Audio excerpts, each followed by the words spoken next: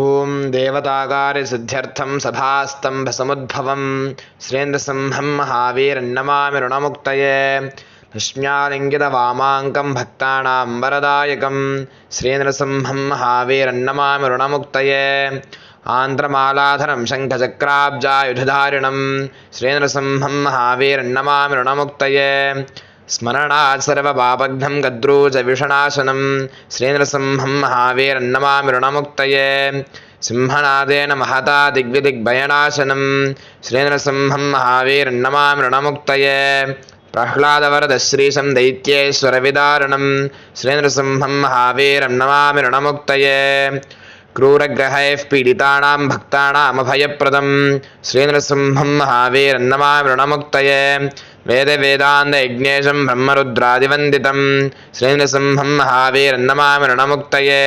इति श्रीन्द्रसिंहपुराणे ऋणमोचन श्रीन्द्रसिंहस्तोत्रम्।